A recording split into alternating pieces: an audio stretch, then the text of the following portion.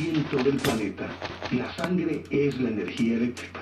Sin ella es imposible que pueda funcionar una sociedad.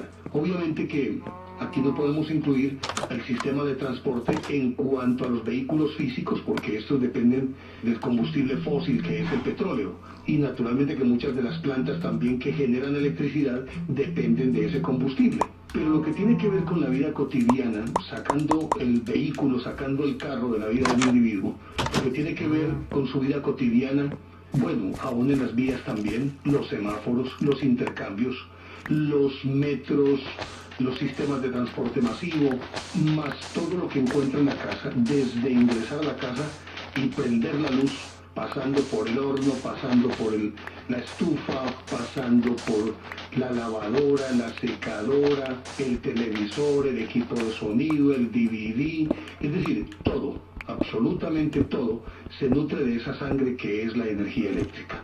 Y por lo tanto, cualquier descompensación en el flujo de energía genera un caos que difícilmente puede ser superado en el corto plazo, porque bueno, al final de cuentas, en el evento de que se presentara una conflagración de tales características, que se cayera todo el sistema eléctrico del mundo, o que se disociara todo el sistema establecido del mundo, pues naturalmente que tendríamos que volver al punto de partida, a conseguir leña y todo lo que se quiera. El problema es si es posible conseguir leña suficiente para mantener a un planeta que está bordeando ya los 7.000 millones de personas. Estamos en 6.700 más o menos. Y en cuestión de 10 años, menos de 10 años, vamos a estar por los 7.000 millones de habitantes. Lo que es impensable, que se pueda conseguir combustible fósil para cocer los alimentos, por ejemplo, de una ingente población de estas características. Por lo tanto, seguimos dependiendo de la energía eléctrica, que a su vez consume demasiada agua, y aparte de que consume demasiada agua, genera el calentamiento global que ya nos tiene suficientemente preocupados. Por lo tanto, no existe el calentamiento global, pero no puede sobrevivir en este momento, en este instante. No puede sobrevivir sin la energía eléctrica, porque además todo lo que produce nuestra sociedad de consumo está mediatizado por la energía eléctrica. Está concebido para depender de la energía eléctrica. Como decía, cualquier desbalance en la producción o en el flujo de energía tiene que sembrar el caos en una sociedad. Ni más ni menos empecemos porque cuando se va la luz, así sea por unos cuantos minutos, inmediatamente todo se trastorna. La economía pierde miles de millones, y no hablemos solamente de pesos en el caso nuestro en Colombia, sino de miles de millones de dólares o de euros, porque inmediatamente todo el sistema se paraliza, porque todo, vuelvo a repetirlo y quiero ser muy redundante en eso, depende de la energía eléctrica. Así las cosas, entonces, más allá de cualquier consideración, un apagón en una ciudad, así sea por unos minutos, no solamente genera esas pérdidas económicas, sino que siembra el desconcierto y el caos. Un desconcierto que difícilmente se puede superar, de no ser porque se restablezca ese servicio, se restablezca ese flujo, y la sociedad vuelva a adquirir el ritmo que permanentemente lleva. Pues bueno, en un pueblo pequeño, al final de cuentas, siendo pequeño, pues tiene un poquitico más de alternativas, porque las distancias son más cortas, porque el campo está relativamente cercano, porque se pueden acudir a algunas alternativas que en las grandes ciudades no se pueden tener. Y mucho más, ciudades megalópolis, en las que las distancias son enormes, y para empezar el desplazamiento de un ingente número de ciudadanos se torna un problema si los medios masivos de transporte no están fluyendo y cubriendo eficientemente las rutas. El 15 de agosto de 2003, recordarán ustedes que hubo un apagón en la ciudad de Nueva York, y todos pudimos verlo por televisión, que se dio justamente en toda la mitad del gran verano del hemisferio norte, que es implacable y es calcinante, y de hecho los últimos veranos han producido una enorme cantidad de muertes, precisamente por hipertermia, gente que se muere de calor. Pero resulta que ese día, yo creo que era más o menos las 4 de la tarde, se presentó este apagón en la ciudad de Nueva York, y pudimos ver por televisión, como decíamos, a una ingente cantidad de personas que tenían que desplazarse hacia los suburbios de la ciudad de Nueva York. y resulta que tenían que hacerlo a pie, porque para empezar, vamos a suponer que se cuente con el medio, con el transporte, con un carro particular. Si no hay una señalización franca, coordinada y que esté relativamente o definitivamente sincronizada, es imposible que haya orden en el desplazamiento de los vehículos. Si se enloquecen los semáforos, se enloqueció todo el mundo y nadie pasa y se forman nudos gordianos. Eso pasó en la ciudad de Nueva York. Aparte de ello, el sistema del metro de la ciudad de Nueva York se quedó paralizado porque depende de la energía eléctrica. Y entonces vimos cómo la gente se desplazaba por encima de los puentes para salir de Manhattan, para ir a Manhattan y para ir a otros sitios. Y se dice que más o menos, unos 50 millones de personas, porque no fue solamente la ciudad de Nueva York, se vio perjudicada con este apagón que abarcó una extensa franja de ese noreste americano, que no tenían formas de desplazarse y obviamente no tenían tampoco abrigo ni sitios en los que pudieran descansar por lo menos durante ese apagón, y entonces las gentes abarrotaron bares, bibliotecas, estaciones de policía, inclusive cuarteles de la Guardia Nacional, y gente sentada en las escalinatas de cualquier edificio y no querían moverse de allí porque no tenían cómo llegar hasta la casa por una parte, y por la otra naturalmente temían desplazarse porque o podrían invertir toda la noche para tratar de llegar a la casa, y entonces cómo retornaban a sus trabajos, o simplemente el miedo a ser asaltados, a ser asesinados, los paralizaba y los hizo que se detuvieran en todos estos sitios. Se indicó en aquella oportunidad que el apagón había tenido como origen una sobrecarga en una de las estaciones principales que llevan el fluido eléctrico a la ciudad de Nueva York, y resulta que esa sobrecarga no la pudo soportar todo el sistema y por eso se apagó. Y naturalmente que esto era comprensible que así fuera, porque siendo el pleno verano, 15 de agosto, todos los sistemas de refrigeración, aire acondicionado, están prendidos en todo el país. Y eso es una sobrecarga frente a las necesidades cotidianas, ya sea en el alumbrado público, en la semaforización, en los sistemas de trenes, más lo que sucede en cada uno de los hogares, lógicamente con el uso de los distintos electrodomésticos y los otros servicios que se necesitan para que una casa pueda funcionar normalmente. Lo cierto es que hubo una enorme sobrecarga en las líneas y eso produjo el apagón. Fue lo que en principio se dijo.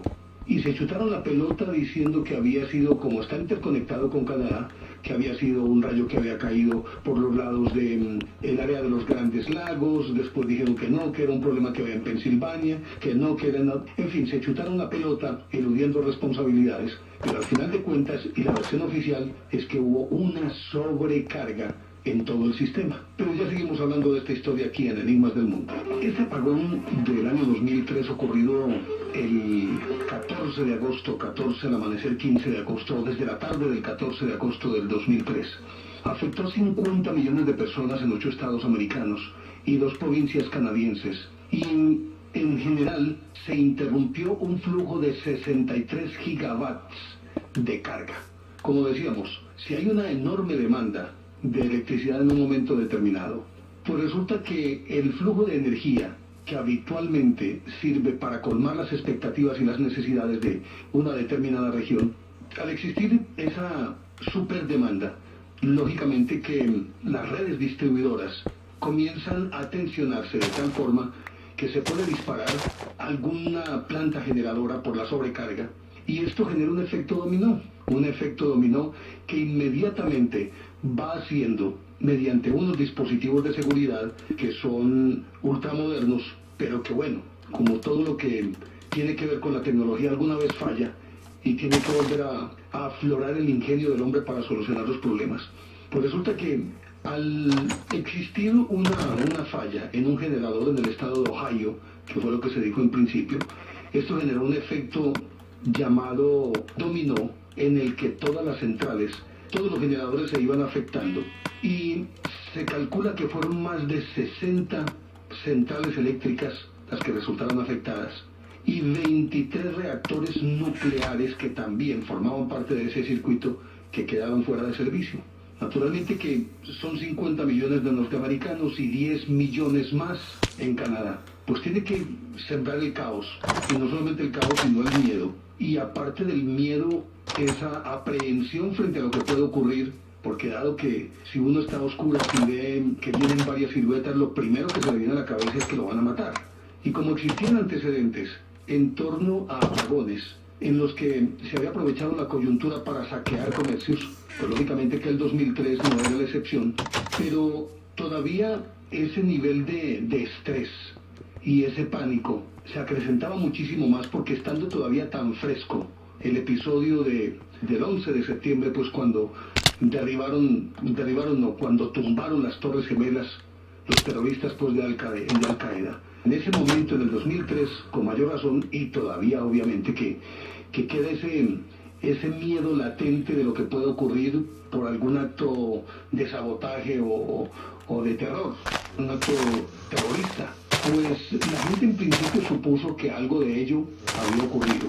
En alguna parte se habría efectuado un atentado terrorista contra la infraestructura de Estados Unidos y lógicamente la presa más apetecida de Estados Unidos es Nueva York, y sus habitantes, que fueron además los que debieron padecerlo del 11 de septiembre, con mayor razón estaban todavía, digámoslo, muy vulnerables y muy frágiles frente a cualquier anuncio sobre un acto terrorista. Y esto, lógicamente, pues tenía que incidir no solamente en el ánimo, sino en el comportamiento.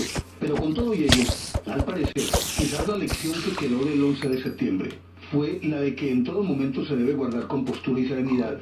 Y en eso se cuidaron muchísimo las autoridades del estado de Nueva York, de hacer llegar a la gente el rumor de que no había sido un acto terrorista, que era una falla. Y miren lo extraño de todo esto, en una época tan hiperinformada, en la que existen tantísimos medios de comunicación, pues se tuvo que regresar quizás a lo más primitivo de la radio, que es la AM, y aquellos radiecitos viejos de AM, porque el resto falló.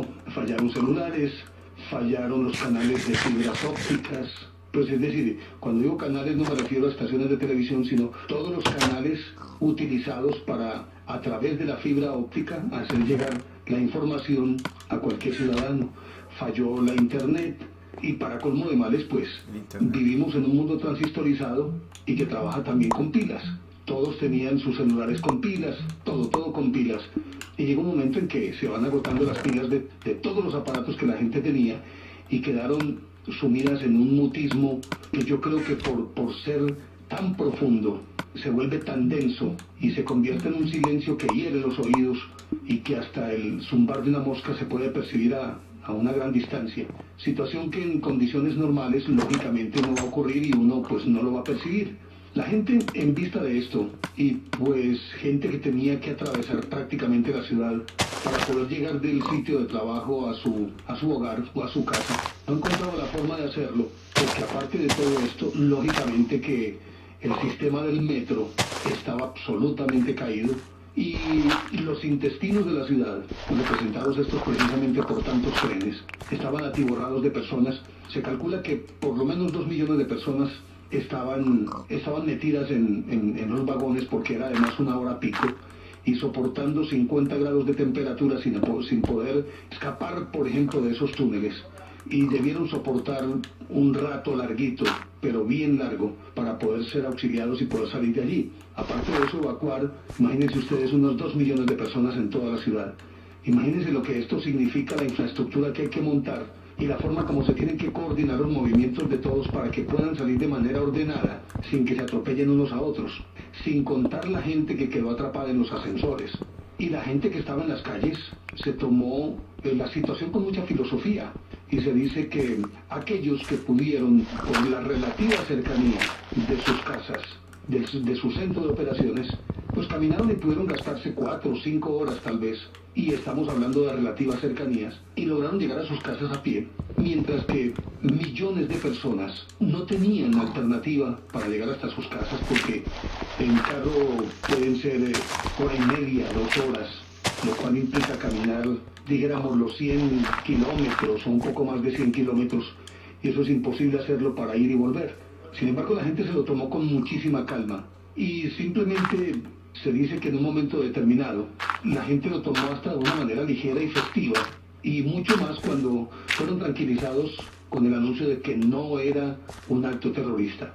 Y entonces en la noche de pronto la gente que tenía alguna reserva de cerveza la sacaban de las casas y las compartían con la gente en la calle, sentados en las aceras, conversando. Se armaron unas inmensas tertulias y así pudieron matar esas horas que obviamente por sus mismas características tenían que ser agobiantes desde todo punto de vista. Sin embargo lo lograron. Y afortunadamente también pues no hubo mucho que lamentar. Además pues porque fue un día extrañamente, por razones obvias, absolutamente atípico, y no hubo accidentes de tránsito. Pero bueno, ¿cómo podían existir accidentes de tránsito si los carros no podían circular? Puedes decir que en la periferia uno circule, probablemente, pero en aquellos sitios en los que se concentra la población y por donde es más denso el tráfico, es imposible que los carros puedan rodar, entendiendo que al no existir un sistema regulador, es decir, léase semáforos o agentes de tránsito, pues nadie sabe quién tiene la vía, ni quién puede pasar adelante y quién no. Aparte de eso, lo que sucede siempre en principio, todo el mundo trata precipitadamente de salir, y lógicamente que esto genera un caos, porque se vuelve prácticamente un nudo gordiano, y de ahí nadie se escabulle. Pero dentro de todo esto, en ese apagón de 2003, que fue quizás el más, dijéramoslo, el apagón más grande de la historia, que fueron 25 horas.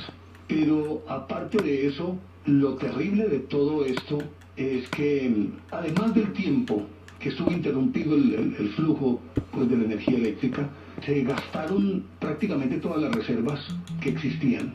Y sin embargo, con todo y esto, la gente se tomó la situación de una manera muy benévola y simplemente entendió que al no tener una alternativa para solucionar la situación, había que aprender a convivir con ella. Pero resulta que en medio de toda esta oscuridad volvió a aflorar algo que siempre ha sido un tema recurrente y apasionante, y aparte de eso, pues ha generado cualquier cantidad de discusiones y de conceptos diversos, con opositores y con fervientes defensores de esto. Pues a decir de muchísimos habitantes de la ciudad de Nueva York, en una plena noche de verano despejada, como hacía mucho tiempo los neoyorquinos no habían podido ver las estrellas, pues se dice que en esa noche, en algunos sectores de la ciudad de Nueva York, prácticamente se podría decir que hubo una danza de luces, y muchas de estas luces con contornos perfectamente definidos, en forma de tabaco, en formas redondas, cilíndricas, aún en forma de, dijéramoslo, de triángulos. Y aparte de esas luces, pues dicen que se pudieron observar objetos sólidos. Todo esto nos remite necesariamente a pensar que el fenómeno ovni estuvo presente.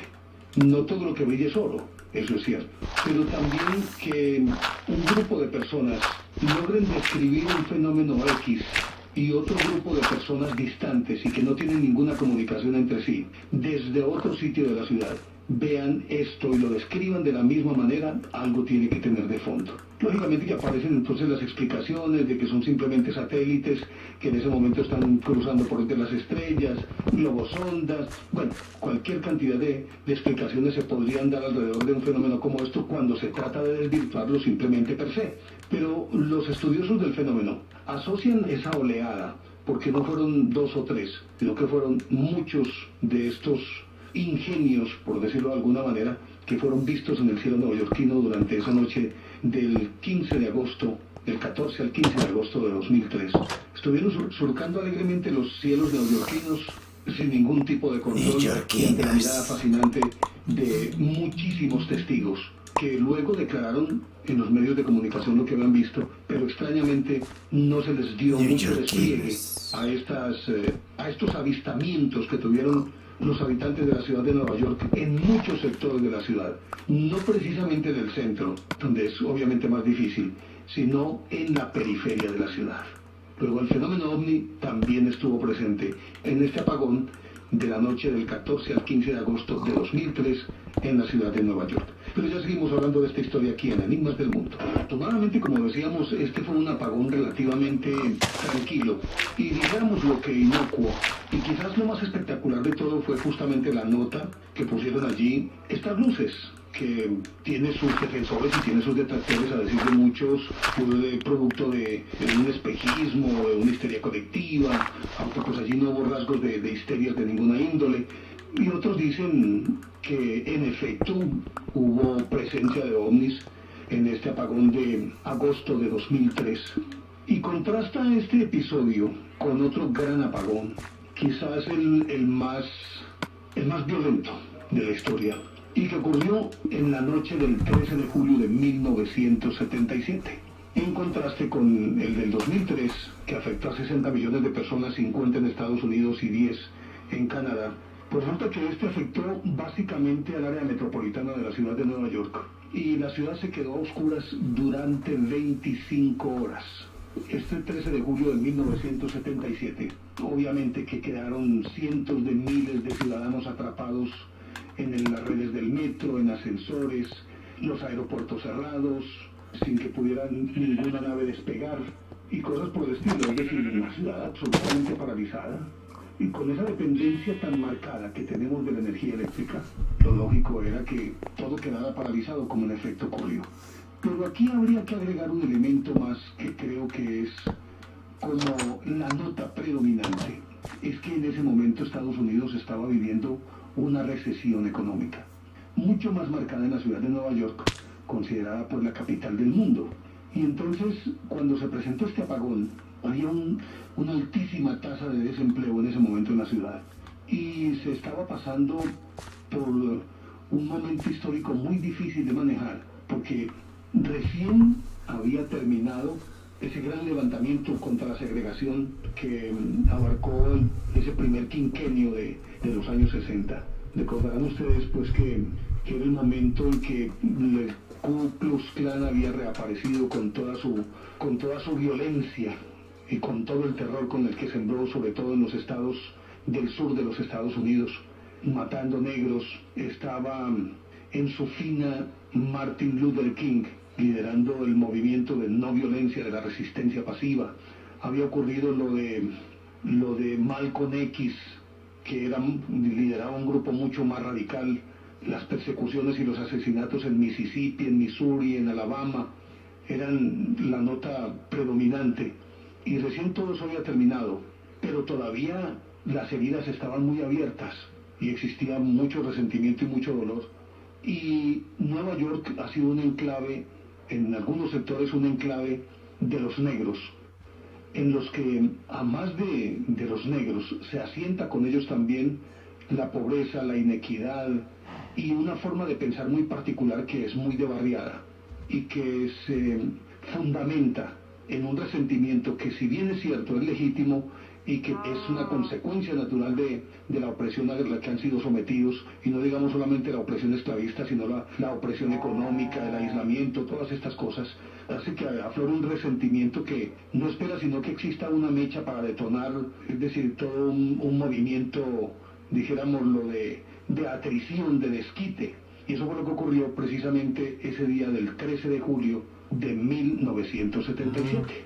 O sea que, es decir, el orden social, en ese orden social se estaba larvando una protesta general y mucho más protagonizada por los negros, pero con el agravante de que a ellos se les estaban uniendo los blancos, que tampoco tenían trabajo y estaban en condiciones oprimentes. Y si a eso se le agrega que en ese momento también se estaba desarrollando la guerra de Vietnam y estaban empezando a sentirse las protestas en los diferentes estados de Estados Unidos justamente contra una guerra lejana y sin sentido que nadie entendía y que estaba sacrificando a sus mejores jóvenes. Todo eso hizo que en una situación como estas, en la ciudad de Nueva York, se concentraran todos esos elementos para hacer la situación mucho más explosiva. Y aprovechando la coyuntura, esa noche del 13 de julio de 1977 se fue la luz. Y entonces los desempleados, los resentidos, los marginados salieron a las calles. Pero salieron a las calles para, al amparo de la noche, saquear los negocios de toda la ciudad, lo que llaman ellos los comercios, y no se salvaron ni los de los pobres, ni los de la clase media, ninguno se salvó, ni los de la Quinta Avenida, de los ricos, ni las grandes joyerías, ni como decimos los negocios de los pobres. Fueron asaltados, el saqueo fue impresionante, las riadas de desesperados salían como hormigas cargadas con cosas que ni podían llevar sobre los hombros, y prácticamente en ese sentido saquearon la ciudad. Pero aparte de ello, se aprovechó también la coyuntura para asaltar ciudadanos, para violaciones, para atropellar. Y aunque la policía estaba alerta, era muy poco lo que la policía podía hacer ante una avalancha de estas características que sin ley ni orden iban era simplemente tal vez por desfogar todas esas frustraciones y esa insatisfacción que en condiciones normales no podían dejar aflorar por el orden establecido. Lo cierto es que esa noche fue de las noches más violentas de la historia, por todo lo que hicieron, por los actos de vandalismo, por los incendios que generaron, por las violaciones, por los asesinatos. Y fue una física y verdadera noche de terror. Terror que solamente empezó a ceder un poco cuando apareció la luz del día. Inclusive esa noche se declaró la ley marcial en Nueva York. Y hay algunos que afirman que al amparo de la noche, algunos de esos saqueadores y asaltantes y demás, que fueron cogidos en flagrancia, fueron ejecutados, porque una ley marcial permite a las autoridades, en un caso tan desesperado como esto, de hacer justicia sin que haya de por medio un juicio. Vamos a seguir escuchando lo que estamos escuchando.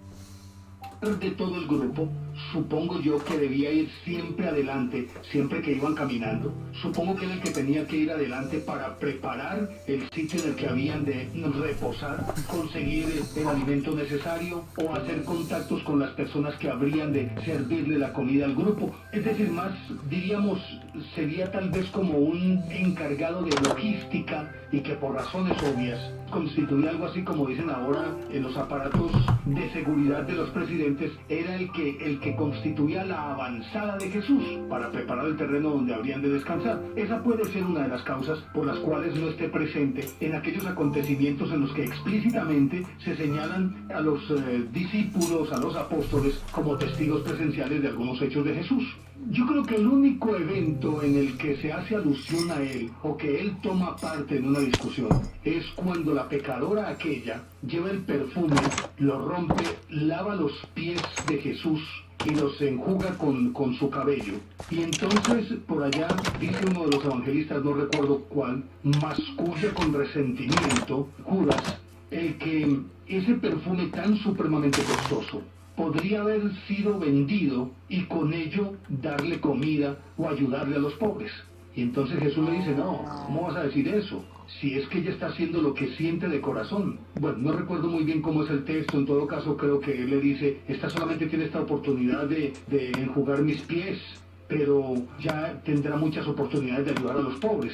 Algo así por el estilo. De todas maneras, se evidencia entonces que hay una cierta actitud, dijéramos, no más que retraída, yo creo que una actitud estudiada de cierta separación del grupo y tal vez entendiendo, y obviamente que me estoy remitiendo a los perfiles psicológicos que de él se han hecho, entendiendo que él probablemente se podría sentir por encima de los demás, dado que los otros eran pescadores y letrados, exceptuando a Mateo, y él pues era un hombre preparado que hablaba varios idiomas y que era experto también en llevar cuentas. Probablemente todo eso pudo haber influido. Lo cierto es que Judas era el más extraño dentro de ese grupo.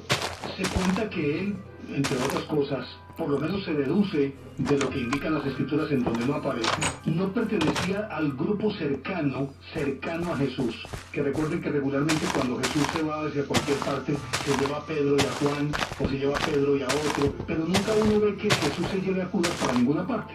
Suponemos, y todo eso remitiéndonos a ese perfil psicológico, que esto fue minando el amor que sentía él por el Salvador, por Jesús.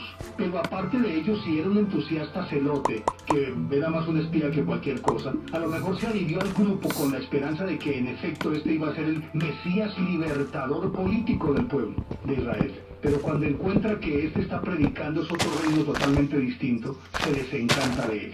Pero ya seguimos hablando de esta historia aquí en Enigmas del Mundo. Enigmas del mundo.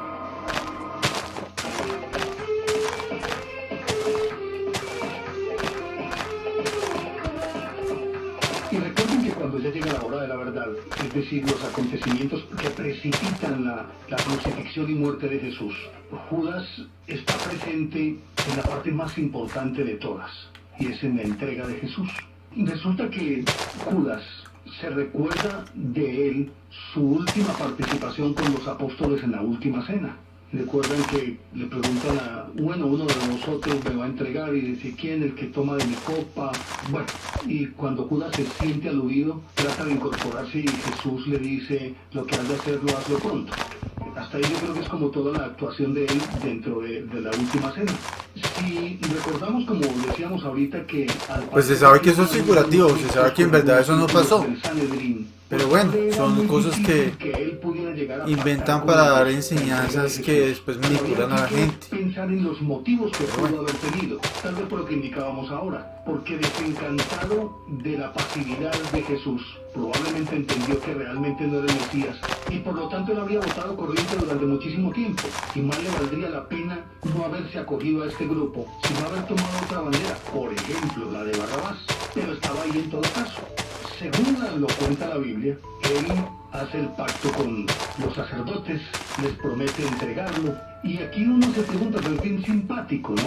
Si Jesús ha predicado durante varios años, si permanentemente ha estado en el atrio del templo y ha predicado desde allí, aunque Jerusalén era una ciudad que en épocas frías podría tener más o menos entre 30 y 40 mil habitantes, pero en la época de la Pascua su número podría triplicarse, podría llegar a 90, 100 mil personas. De todas maneras, si él había estado allí antes de la Pascua, pues obviamente que lo tenían que conocer. Y lo pongo en estos términos y lo hago pues con mucho respeto. Un loquito que va predicando algo que la gente en principio no entiende y que después con los portentos que realiza, los milagros que hace, todo el mundo lo aclama, lo lleva en andas, lo vitorea con palmas, su fama vuela de boca en boca por aquellos que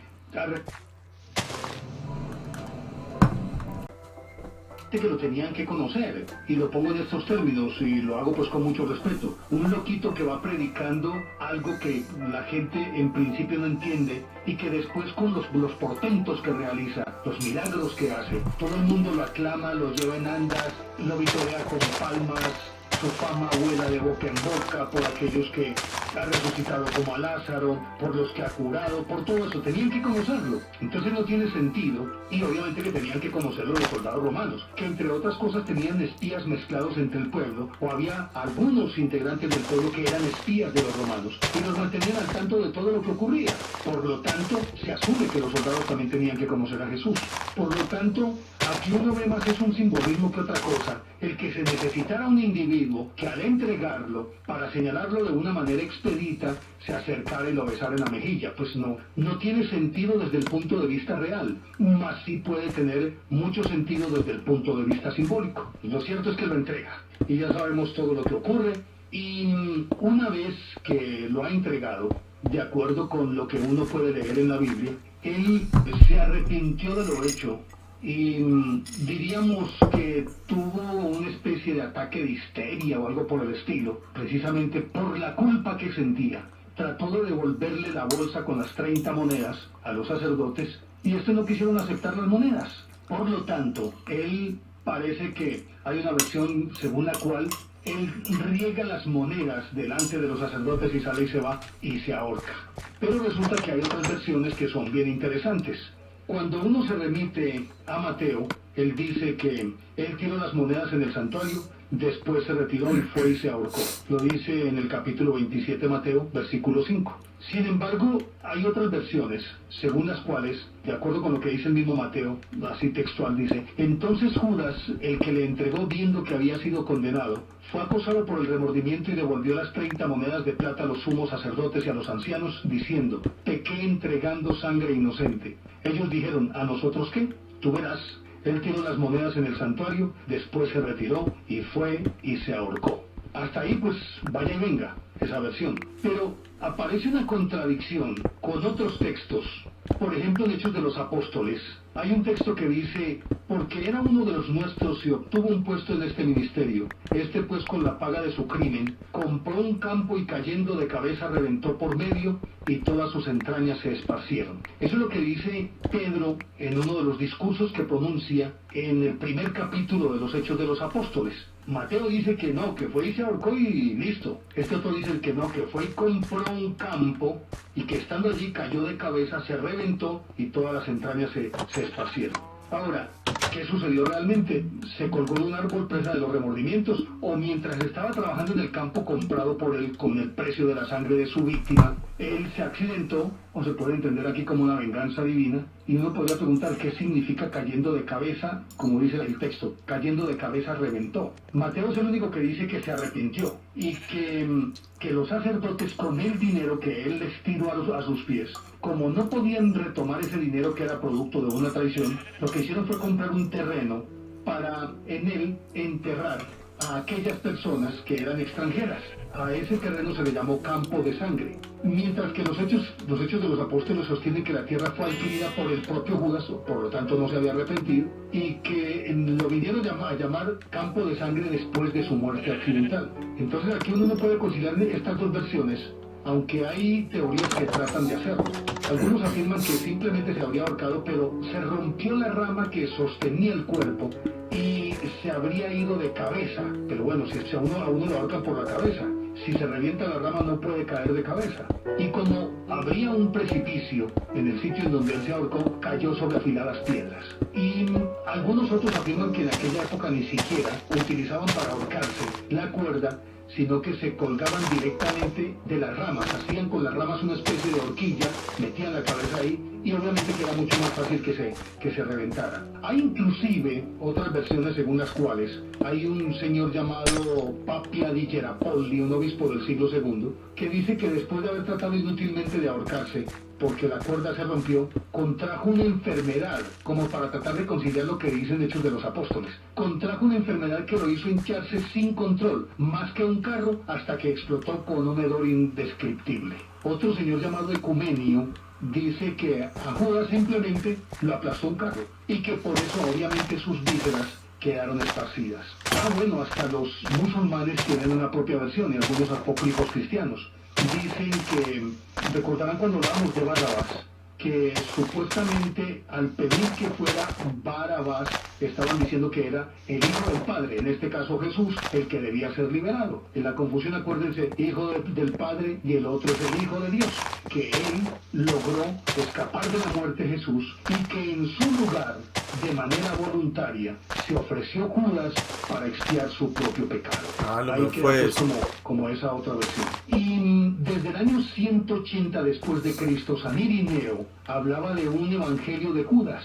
Por allá en 1945 encontraron unos textos en las inmediaciones del Mar Muerto y hay allí un evangelio de Judas, y el evangelio es de carácter gnóstico, y resulta que en este evangelio, de acuerdo con lo que relata el mismo Judas, él era el más cercano, el verdadero apóstol amado del que habla inclusive el evangelio de Juan, que el amado era él y no Juan, y que Jesús conversaba con él porque tenía un nivel superior al de los demás de formación, y por lo tanto era su confidente, y que Jesús, dice el evangelio de Judas, lo había escogido ex profeso para que él lo entregara. Y dice que era el papel más importante de todos, porque era un papel en el que él, por amor, tenía que sacrificar lo amado, y que ahí encajaba un poquito aquel simbolismo también de Abraham cuando va a sacrificar a Isaac, que inclusive alcanza a levantar el cuchillo para matarlo, y Dios le dice: detente, ya he probado tu fe. Algo parecido sucede aquí.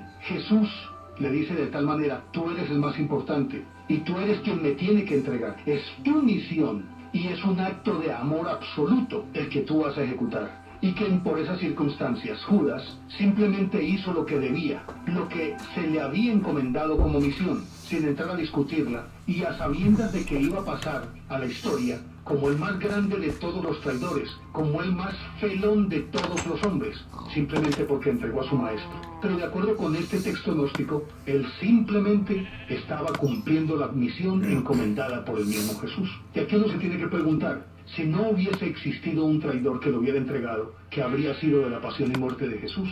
En ese orden de ideas, tiene sentido que una persona como Judas, escogida específicamente para cumplir esa misión, y que él humildemente obedeció lo que se le había encomendado. Entonces tendríamos que hablar aquí de un traidor o de un hombre demasiado idealista. Es una discusión que jamás se va a poder zanjar, que siempre se va a discutir sobre lo mismo.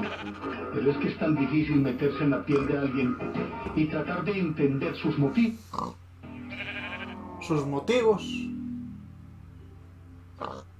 Sus motivos.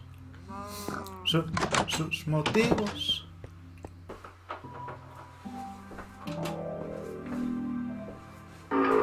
Y como decíamos en el programa anterior, la muerte de Moisés es por demás muy extraña, y es uno de los grandes misterios que encierra la Biblia. Y lo tiene que poner a uno a pensar, porque entre otras cosas, tal cual lo describe el libro de Deuteronomio, en el capítulo 34, versículo 5, dice que allí murió Moisés, siervo de Yahvé, en el país de Moab, según lo había dispuesto Yahvé. Y el mismo Yahvé lo enterró en un valle frente a Bet-Fegor, y nadie hasta hoy ha sabido su sepulcro. Tenía 120 años cuando murió, y no se había ofuscado su ojo ni perdido su vigor. Nos está hablando entonces de un individuo que a esa edad poseía la lucidez y además todas las facultades como para continuar liderando este pueblo. Pero realmente, al parecer, la muerte de él se produce antes de entrar a la tierra prometida, como decíamos, por un castigo. Parece que él dudó de si Yahvé le iba a ayudar o no, cuando le ordenó que con la vara tocara una roca para que de allí manara agua. Y él aparentemente dudó, y por esa duda Dios lo castigó y no pudo entrar a la tierra prometida. Y lógicamente que, como sucede con estos líderes, regularmente cada uno cumple su cometido y luego tiene que desaparecer, como sucede con los precursores.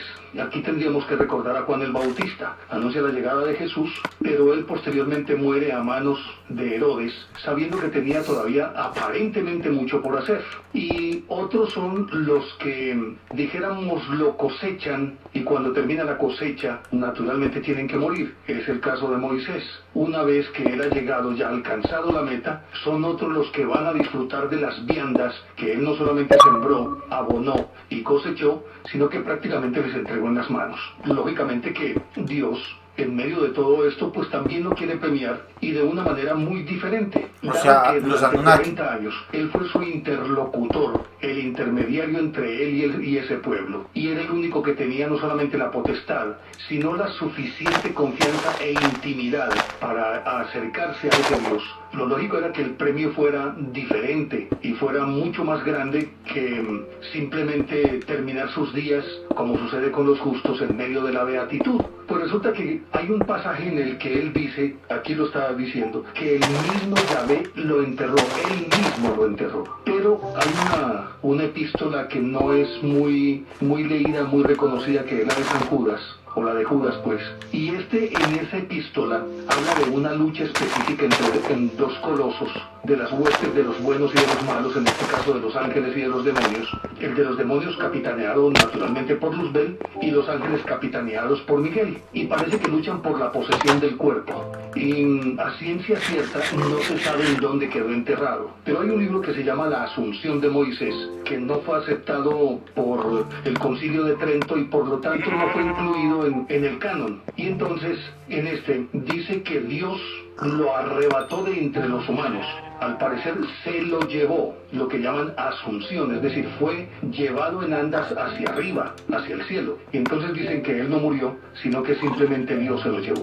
y creo que ese premio se lo merecía, porque si había sido su interlocutor, y en efecto, diríamos, el gran amigo de Dios, lo lógico era que él lo llevara para estar junto a él. Y todo esto, como lo hemos relatado, hace de Moisés un personaje único en toda la historia de la humanidad. Alguien que se haya atrevido a liderar un pueblo a través de un desierto a lo largo de 40 años. Aparte de eso, le haya dejado un manual de comportamiento, tanto moral como físico, material, económico. Eso solo lo estamos escuchando por cultura general, porque sabemos que la realidad fue otra. Precisamente. Y la valía de él es que no solamente el pueblo, naturalmente que dependían de muchos elementos, el más importante de todos, de la voluntad de ese Dios y de la destreza de Moisés para guiarlos. Imagínense ustedes un pueblo, decíamos que, aunque la Biblia habla de 600.000 hombres, más bien se quiere entender con aquel término de Elef, más bien cabezas de familia. Y entonces se diría que se refería era básicamente a unas 600 familias, o a lo sumo a 6.000 familias, que con sus mujeres y sus niños, de todas maneras darían una cifra respetable, pero no para pensar en aquellos hipotéticos 3 millones de personas, si nos atenemos a ese número de 600.000 hombres, sin contar las mujeres y los niños, y haciendo simplemente un cálculo de determinado número de miembros por familia, daría unos 3 millones de personas, y a eso agréguele animales, ganado, todo lo que usted quiera. ¿Dónde acamparía una población de 3 millones de personas? ¿Cómo harían caminar 3 millones de personas a un compás que fuera coherente entre todos y que les rindiera el camino y que todos llegaran juntos para acampar en un determinado sitio? Eso es algo que difícilmente puede concebir uno, pero una cifra de 600 sumados, mujeres y niños, podrían llegar a entre 5.000 y 6.000, como decíamos en el programa anterior, y obviamente que esa sería una cifra mucho más manejable. Pero de todas maneras, en medio de un desierto calcinante, y lo que ello implica, es decir, que no hay agua, excepto en los wadis u oasis como los conocemos nosotros, es muy probable que una población de estas características sucumbiera, tenía que sucumbir si nos atenemos a una lógica natural. Pero en estas obviamente se ve la mano de Dios, pero también las capacidades taumatúrgicas, es decir, a ese Moisés taumaturgo, el hacedor de milagros, mejor dicho, que pudo alimentar a toda esa población. Yo creo que estamos escuchando esto por cultura general, ¿no? Era puro desierto y hacía aparecer la comida, como es el caso del famoso maná. Maná que, entre otras cosas, de acuerdo con algunas teorías que se escuchan recurrentemente, y obviamente que se tiene otra vez que volver a las fuentes, es decir, a las mismas traducciones para entender y tratar de reinterpretar lo que literalmente dicen estas escrituras, que, como decíamos, sus traducciones pueden no ser lo suficientemente fieles porque los términos pueden variar en sentido de un idioma a otro. Pero resulta que el maná, que se supone los alimentó a lo largo de sus 40 años, es un fenómeno que no es extraño en el desierto, y que los nómadas del desierto, los beduinos, bereberes, tuareg, todos ellos, parece que lo conocen suficientemente. Dicen que es una sustancia resinosa que inclusive en la península del Sinaí parece que es abundante y que se forma en la corteza de un árbol propio del desierto llamado el Tamarix mamnífera, que es un arbusto de pocos metros de altura, y resulta que allí parece que llegan algunos insectos y tratan de buscar un poco de líquido allí,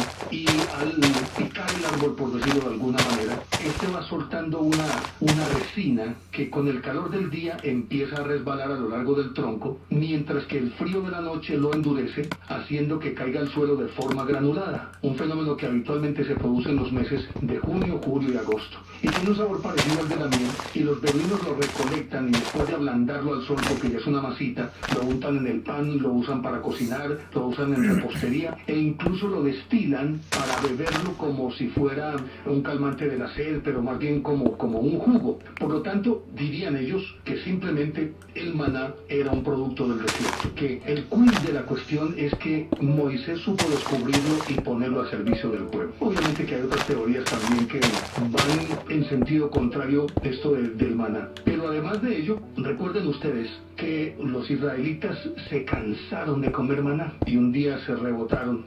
Y en Éxodo 16 dice que Yahvé dijo a Moisés: he oído las murmuraciones de los israelitas. Diles, al atardecer comeréis carne y por la mañana os saciaréis de pan. Por la tarde, en efecto, vinieron las codornices y cubrieron el campamento. pues ya la dieta dejó de ser tan monótona cuando aparecen las codornices. Resulta que empezaron a comer codornices y a comer y a comer y a comer, inclusive hasta llegar a la glotonería, y parece que esto también enfadó a Dios, a Yahvé, y vino también un castigo. Pero ya seguimos hablando de esta historia aquí en Enigmas del Mundo. Estamos en Enigmas del Mundo.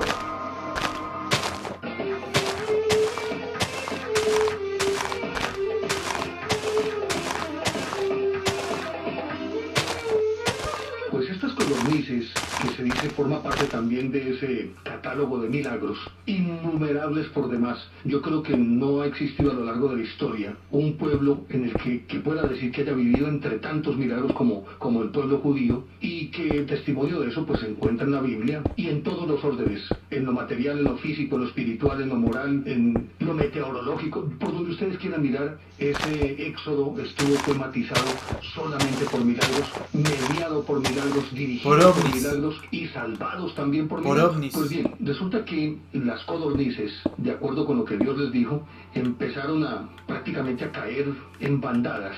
Y resulta que la gente estaba tan ávida de carne que, de acuerdo con lo que dice el libro de los Números, el segundo libro de los Números, el capítulo segundo de Números, versículos 33 y 34, dice que todavía tenían la carne entre los dientes, todavía la estaban masticando cuando se encendió la ira de Yahvé contra el pueblo, y lo hirió Yahvé con una plaga muy grande. Se llamó a aquel lugar Kibrot Hatavá, porque allí sepultaron a la muchedumbre de glotones, de todo lo que recogieron de codornices.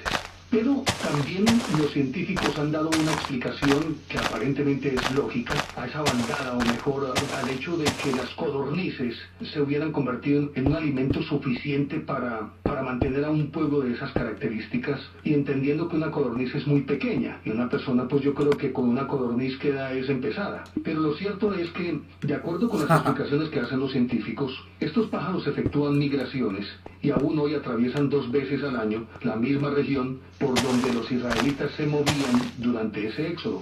Y entonces se asume que, tal vez agobiados por el calor del desierto, por la temperatura que se levanta de la tierra, las codornices, después de un esfuerzo enorme, por una travesía larguísima, caen exhaustas por físico cansancio, se dejan caer en el suelo, y eso pudo haber favorecido la captura de estas codornices, entre otras cosas. Todavía en el siglo XIX se exportaban codornices en grandes cantidades, de aquellas que se podían recoger en el desierto, y se habla de un número de casi 9 millones de pájaros al año eran los que se exportaban. Pero naturalmente que la expoliación de que fue objeto también este animalito, la explotación a ultranza, ha reducido en tal número de codornices que migran, que ya prácticamente se puede decir que desaparecieron esas migraciones, y naturalmente en proporción con las que había en la época de Moisés. De todas maneras, esto podría explicarse desde esa perspectiva, pero ¿qué tan cierto puede ser?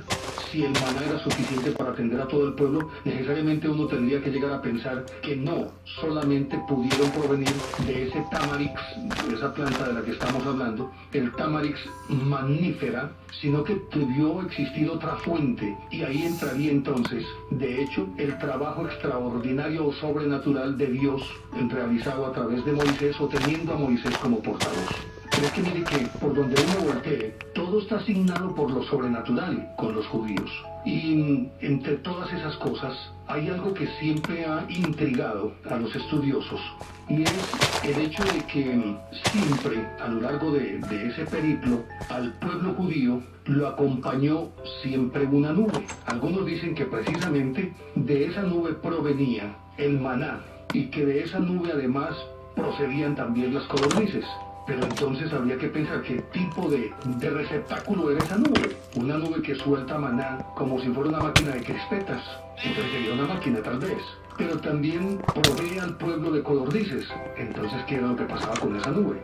Pero miren ustedes que siempre la nube aparece de una manera integral con el pueblo, es decir, la forma está incorporada a ese pueblo. En todo el devenir histórico de ese éxodo siempre está la nube. Y resulta que esa nube acompaña de día y de noche al pueblo. Y la nube en el día, de acuerdo con lo que dice el Éxodo en el capítulo 3, en el versículo 21, dice, y el Señor iba delante de ellos por el día en una nube. Es que era un ovni, y el Señor siempre es un extraterrestre.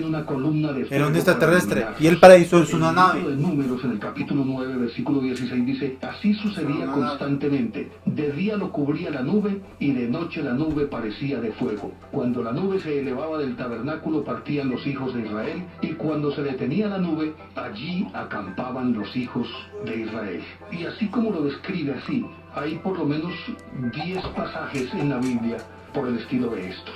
Pero los estudiosos del fenómeno ovni, que son los que han llamado la atención sobre toda esta fenomenología, afirman que si se compara aquella nube que siempre acompañó al pueblo judío con las naves extraterrestres de hoy, perfectamente pueden asimilarse la una a la otra. Naturalmente que en la actualidad, y naturalmente a lo largo de la historia también, la tradicional concepción del ovni es aquel platillo volante, pero se han visto también ovnis en forma triangular, se han visto ovnis en forma de nubes, una nube, aquí empieza a cazar en este rompecabezas esa pieza, pero también en forma atabacada, como si fuera un tabaco. Y en algunas oportunidades se ha visto que esa forma atabacada, que no es otra cosa que una columna, si se mira desde la perspectiva de un pueblo primitivo, que no tenía muchos referentes con qué comparar estas formas, para ellos alargado debía parecer una columna.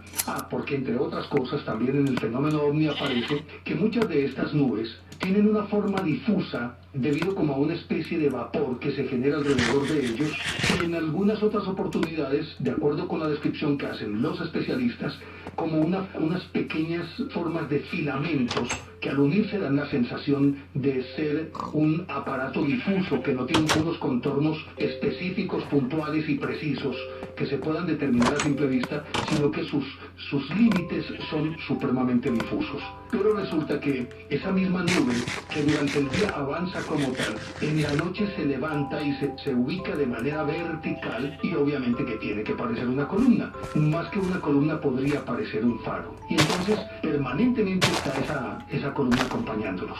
De acuerdo con las descripciones que se hacen de la nube, en algunas partes del texto bíblico hablan de nube de fuego y humo, en otra columna de nube, columna de fuego, en otras, como sucede en Éxodo 22, en el versículo 23, en los capítulos 22, 23, 32 y 34 versículos, aparece como el ángel de Dios, o como un ángel, o simplemente se le llama el Señor. Pero la forma más común de llamarlo artilugio, por decirlo de alguna manera, es la nube o la gloria de Yahvé. Y hay algo bien interesante, y es que como era esa nube la que siempre estaba dirigiendo, había una señal tácita, y era que cuando la nube se detenía, el pueblo se tenía que detener y acampaba ahí donde la nube se había detenido. Pero cuando la nube se levantaba un poco más de la altura en la que se encontraba habitualmente y se ponía en marcha, el pueblo tenía que empezar a marchar detrás de la nube. Y si la nube se quedaba de un atardecer a la mañana, entonces simplemente reposaban ahí y arrancaban. Pero la nube era caprichosa y podía quedarse una semana, un mes, y hay textos en los que incluso habla de que pudo haberse quedado hasta años, un año o más, detenida en un solo sitio. Y esto obviamente que soliviantaba la paciencia del pueblo judío. Entonces siempre estaban supeditados a lo que la nube quisiera hacer. Y obviamente se daba por entendido, aceptado, era que esa nube, o en esa nube, reposaba el Señor, es decir, Yahvé.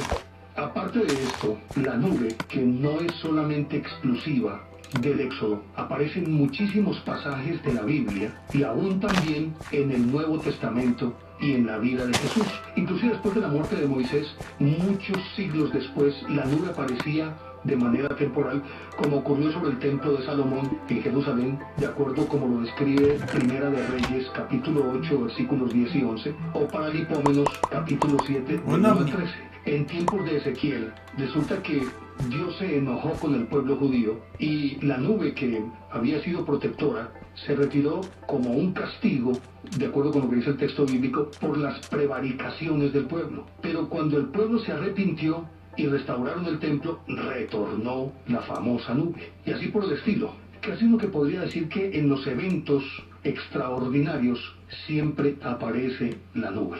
Y esa nube es determinante en el destino del pueblo. La otra cuestión es que la nube no se limitaba solamente a guiar al pueblo, sino que de acuerdo con esto, la nube era también una especie de despensa. En los días muy cálidos parece que proyectaba su sombra para que el pueblo pudiera avanzar sin estar expuesto. Era una nave nodriza gigantesca, gigantesca, sino que iba ahí protegida por la nube. Y 2 veces, por lo menos, de acuerdo con algunos textos, y no volvió a aparecer ahora porque ahora sí saben, es un ovni. Pero en esa época podía engañar a la gente. Todos los días el maná del que se alimentaba el pueblo. De pronto cuando aparentemente, pues y esto lo digo con términos míos muy coloquiales, y lo digo más eso en un sentido figurado, supuestamente amanecía de mal genio Yahvé, entonces provocaba un viento impetuoso. En oportunidades ese mismo viento era para refrescar al pueblo, en otras era el viento supremamente impetuoso y acompañado de truenos y de rayos, que aquí tendríamos que asimilar esa nube a las nubes ortodoxas. Eso es lo que hace una nube: acumula agua y cuando interactúan el aire frío y el aire caliente se generan tormentas, se ioniza la atmósfera y vienen pues los rayos y centellas ya como lo conocemos. Y en algunas oportunidades también, algunos dicen que por preservar al pueblo de sus enemigos, generaba una oscuridad en pleno día, una oscuridad que era tan densa que podía dar tajada. Así por el estilo, se puede encontrar que producía viento o generaba calor en las noches frías. Aparte de eso, se sentía un rumor que salía de ella, como si estuviera desplazándose gracias a un motor. En fin, un montón de cosas alrededor de las nubes que hacen de esto algo muy extraordinario y muy difícil de explicar. Pero ya seguimos hablando de esta historia aquí en Enigmas del Mundo. Ya regresamos, Enigmas del Mundo.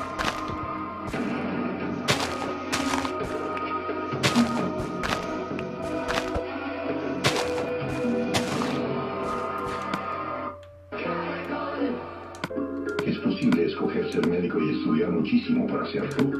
Es posible querer casarse con la mujer que uno quiere y hacerlo todo para que ella también quiera. Es posible escoger entre un jugo de limón y uno de fresa. En Colmena BCSC trabajamos todos los días para... Podría decirse tranquilamente que estas nubes eran supremamente caprichosas, tanto en formas como en contenidos, asimismo para manifestarse, para desplazarse, para detenerse, para elevarse, para descender. Porque si recuerdan ustedes, cuando Moisés asciende al Sinaí, desciende una nube de la que salen truenos, relámpagos, lluvia y forma no solamente un torbellino en toda la zona, sino que además el fragor de sus ruidos es tan sobrecogedor que se atemoriza todo el pueblo. Y ese evento dura muchísimo tiempo, todo el tiempo que está Moisés en el monte Sinaí, que supuestamente está allí para recibir las tablas de la ley. Durante todo ese tiempo la nube se comporta de una manera airada. Además de esto, la nube, que como decíamos, dependiendo del pasaje bíblico, se le denomina nube de fuego y humo, columna de nube, columna de fuego, mi ángel, el ángel de Dios, o simplemente un ángel, o simplemente el Señor, pero la forma más común de llamarlo es la nube o la gloria de Yahvé. Pues resulta que con todas estas connotaciones llegan en determinados momentos en que ni siquiera el mismo Moisés, porque resulta que la nube desciende sobre el tabernáculo, se posa sobre ella, sobre él, y hay ocasiones en las que ni siquiera Moisés puede acercarse. Inclusive en un momento determinado, Dios o su ángel impone límites para que la gente no se acerque, incluido a Aarón, sí, para que no sepan que en verdad es un tipo, que es un extraterrestre que está ahí. A donde está la nube. Como por ejemplo en Éxodo le dice Yahvé a Moisés: tú marcarás al pueblo un límite diciendo, guardaos de subir a la montaña y de tocar el límite, porque quien se acercare a la montaña sobre la que está la nube, morirá. Y continúa diciendo: al tercer día, por la mañana, hubo truenos y relámpagos y una densa nube sobre la montaña y un fuerte estruendo como de trompetas, y el pueblo temblaba en el campamento. Y continúa diciendo en el versículo 16, le dice pues Yahvé a Moisés: baja y prohíbe terminantemente al pueblo que traspase el término marcado, no sea que vayan a perecer muchos de ellos. Claro, porque iban a descubrir que no era un Dios como tal. Lo que siempre han dicho. No esté nadie en ninguna parte de la montaña, ni oveja ni buey pasten en la montaña. con todo esto, pues no solamente la nube se convierte en un elemento protector, sino también extremadamente peligroso para los intereses del pueblo y del mismo Moisés. Tanto es así que regularmente cuando la nube se detenía, es decir, era la orden para que el pueblo acampara allí, pero siempre debían acampar lejos de la nube. Donde estaba el núcleo, el grueso del pueblo, tenían que acampar a una distancia prudencial. Sí, porque si no se pillaban que eran reptilianos. De donde estaba el tabernáculo y la nube sobre ella. Eso ya pues nos está indicando que, si bien es cierto, como un fenómeno atmosférico, como lo conocemos, se comportaba como tal, tenía otras muchas funciones y por lo tanto casi que se podría decir que el pueblo dependía en un todo y por todo de ella. Y se crea una dependencia tal que si la nube no está, el pueblo se siente perdido. Y llega un momento dado también en que aprenden a convivir con la nube de una manera tan natural que podría decirse que forma parte de su vida cotidiana. Y ese Dios que se posa sobre la nube, o que reposa en la nube, o el que piloto se de la esconde en nube, es también uno más dentro de todo el conglomerado que va viajando. Y así por el estilo, se encuentra unos pasajes que lo sorprenden a uno en un grado superlativo. Y siempre, en los eventos más importantes de la historia del pueblo de Israel, aún después del Éxodo, una nube es protagonista. Recuerden ustedes cómo Elías, que es raptado, es ascendido al cielo en un torbellino de fuego, tal como lo narra en el capítulo 2 del segundo libro de los Reyes. Precisamente hace esa descripción. No es otra cosa que una nube, pero una nube impregnada de fuego. Y también, siempre que hay un encuentro con algo extraordinario, no ha de faltar una nube. Y se pueden citar varios pasajes del Antiguo Testamento. Primera de Reyes 18:44, 19:5, 19:11, Segunda de Reyes 1:3, 1:5, y siempre están las nubes y los torbellinos resplandecientes. Como les comentábamos, cuando Moisés muere, aparece una nube también, y hay una batalla aparentemente por su cuerpo, pero dice la misma Biblia que Yahvé se encargó de enterrar él mismo a Moisés, pero lo cierto es que su tumba nunca fue encontrada, su cuerpo jamás fue encontrado, y de ahí nace pues también el mito de que él fue llevado a los cielos antes de morir, es decir, en alma y cuerpo. Y si seguimos buscando en los eventos trascendentales, por ejemplo, de la vida de Jesús, también aparecen las famosas nubes. En el nacimiento hay una nube, en la transfiguración hay otra nube, en la ascensión hay otra nube, y vamos por partes. En Lucas 2, versículo 8 a 10 dice: había en la región unos pastores que pernoctaban a la intemperie, y la gloria del Señor los envolvió con su luz. Y se entiende la gloria del Señor como una nube.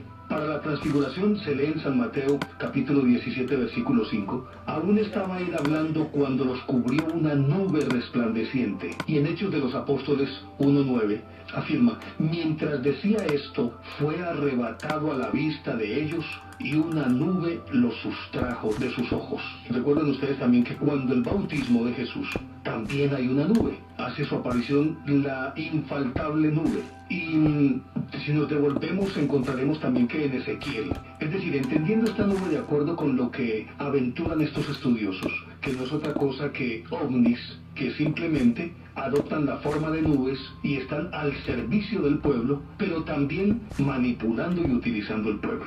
Si no recuerden aquel clásico pasaje del que echan mano todos los estudiosos de la ufología, y que se remite a Ezequiel capítulo 1 y que lo describe del versículo 1 al 28, y que en suma, como la parte en la que más hincapié hacen y la que desconcierta mucho más, es la descripción de aquel carro que posee ventanillas.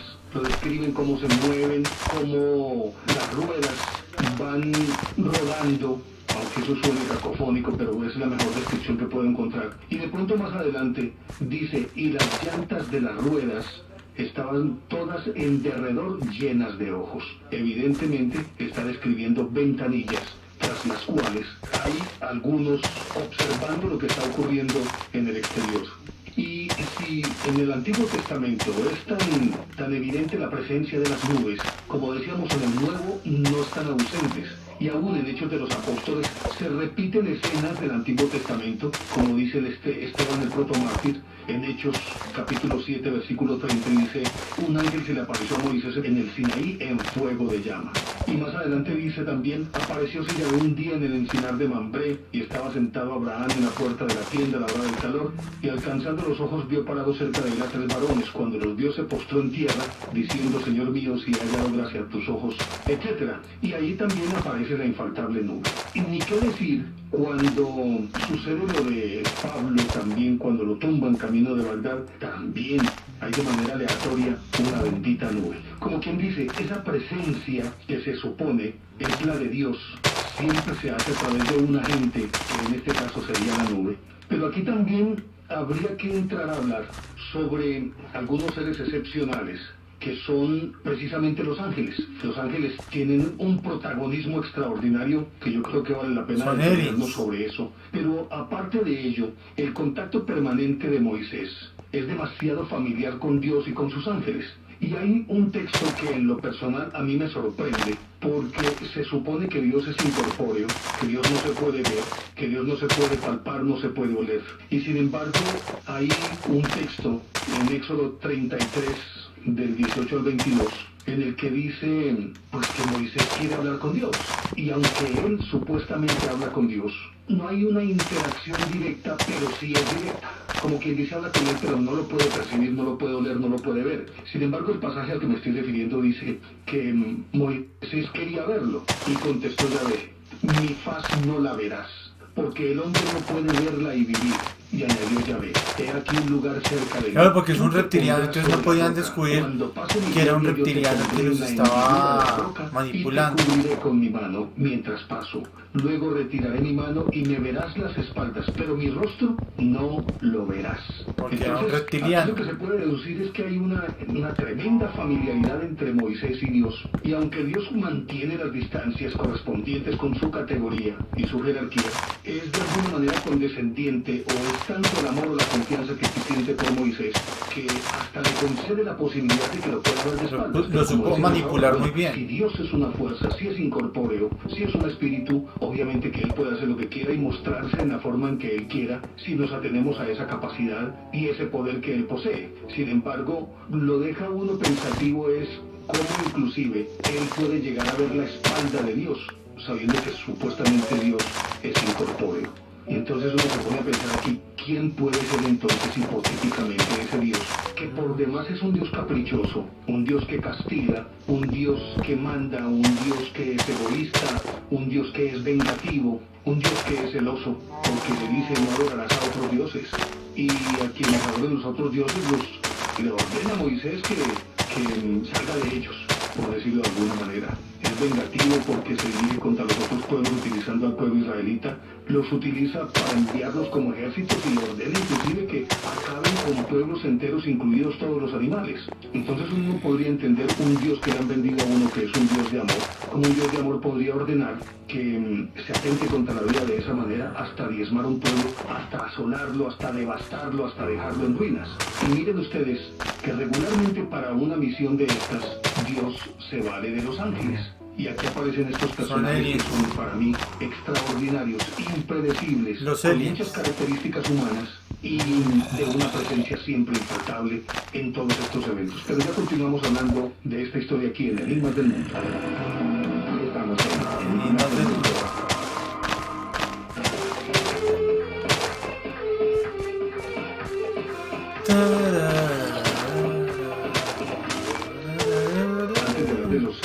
Se me olvidaba decir algo sobre las nubes y también su efecto sobre quienes se acercan a las nubes, o las secuelas o las consecuencias a las que se tenían que atener aquellos que se acercaban a las nubes, incluido el mismo Moisés.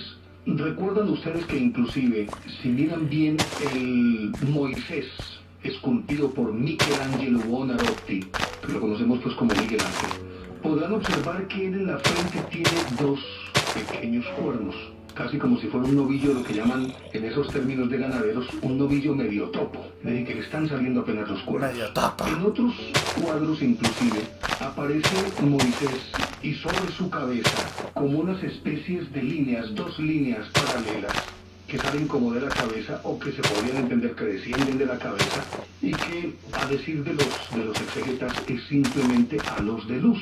Pues los cuernos se asimilarían también, de acuerdo con la interpretación de Miguel Ángel, a rayos de luz que se desprendían de su cabeza o que se irradiaban desde su cabeza después de que él bajó del monte Sinaí, el rostro resplandeciente y se veía sobre su cabeza como si de allí salieran dos haces de luz.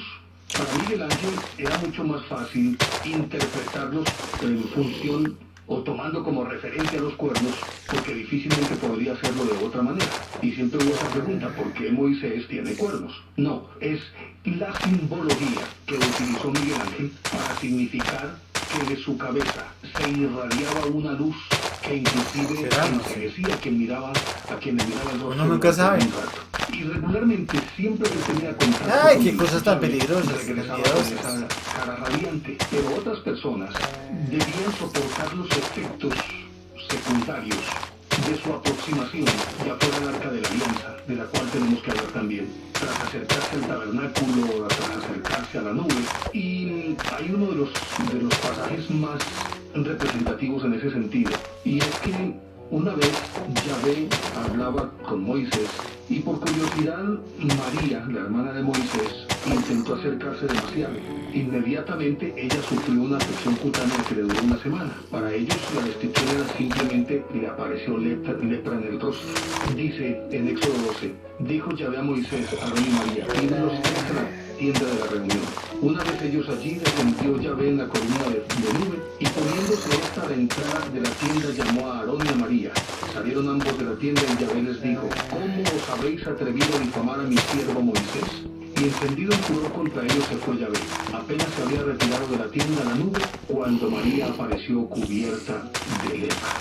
Resulta que estas marcas, por decirlo de alguna manera, son muy similares a las que sufre una persona cuando se expone a la radioactividad y que en efecto, si han tenido contactos de diverso tipo con algún ovni, regularmente como secuelas les quedan a estas personas algún tipo de ulceración en el rostro y en el cuerpo, aquella parte que se ha visto más expuesta a esos rayos.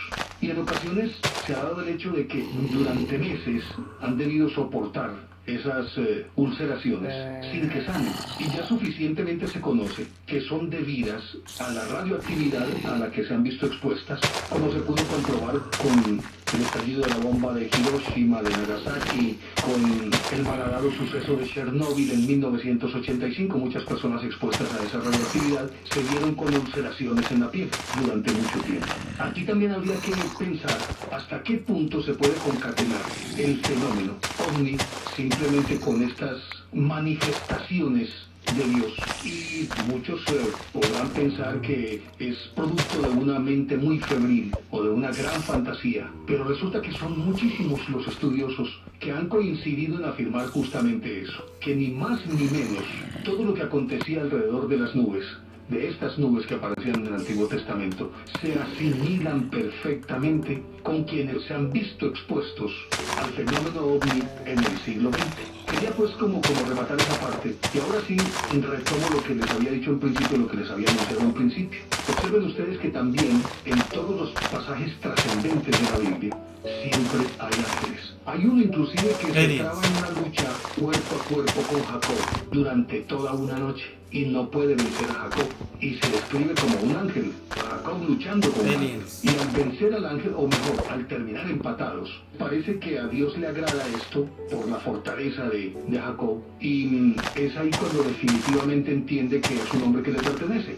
pero hay una previa lucha con un ángel. Si nos devolvemos a la salida del paraíso, un ángel con una espada flamígera, una espada de fuego, que custodiaba la entrada y antes había estado custodiando cerca del árbol del bien y del mal. Y si seguimos buscando, encontraremos que en otros pasajes como cuando estaba describiendo ahorita el de Abraham a la puerta de la tienda a la hora del calor, y vio parados cerca de él a 3 varones. Se postró en tierra y les dijo: Señor mío, sí sé que he hallado gracia a tus ojos. Y eran 3, supuestamente los enviados de Yahvé. Inclusive se encuentran ángeles que, como decíamos, interactúan con los hombres de una manera muy directa y aún los ayudan en sus combates. Por ejemplo, en el libro de los Macabeos, ellos se mezclan con los hombres y simplemente se ponen la camiseta y luchan del lado de los Macabeos contra los enemigos. Son los que liberan a San Pedro de una prisión injusta. Acuérdese el ángel que se le aparece a Tobías cuando éste queda ciego y demás.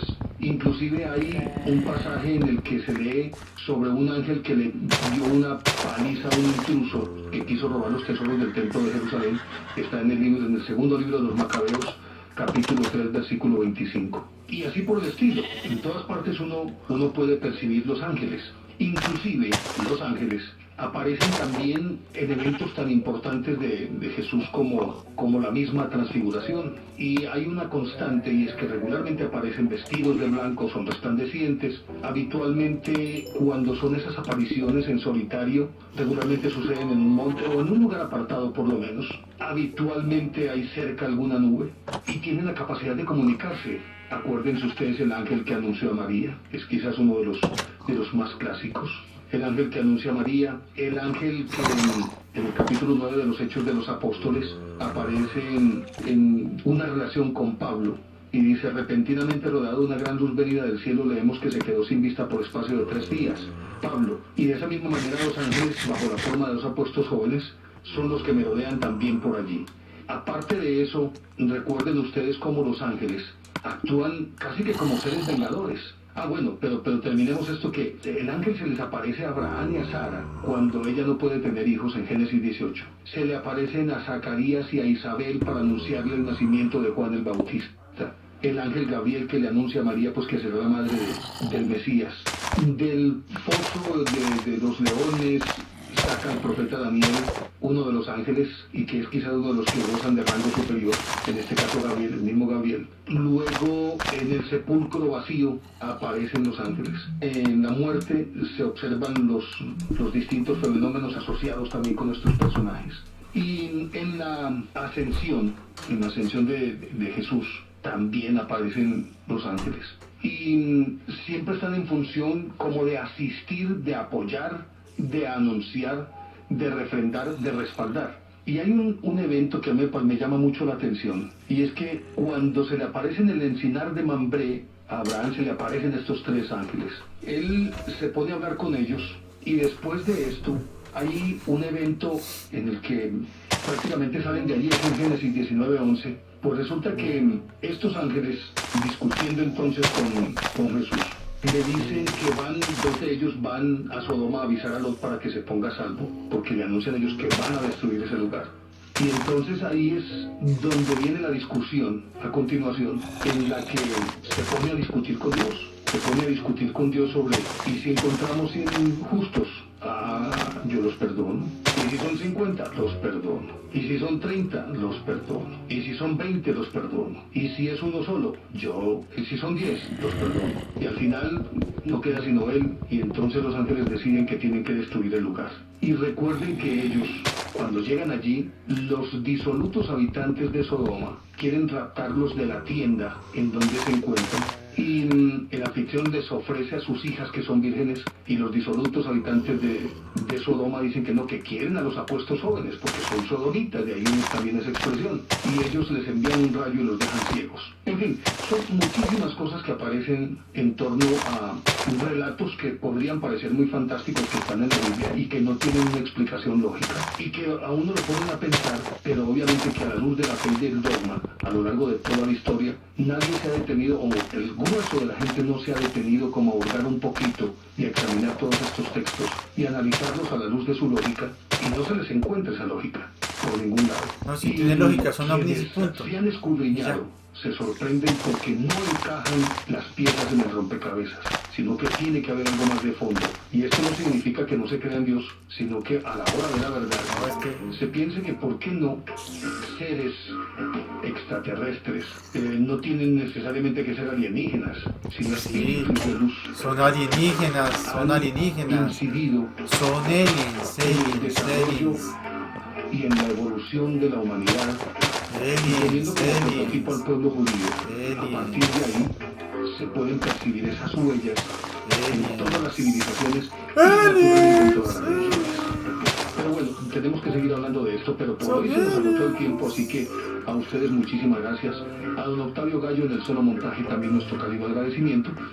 Y los esperamos la próxima semana. Sigan escribiéndonos y solicitándonos temas. Y nos encontramos en una semana, porque el próximo domingo será sea su otro turno. cuento.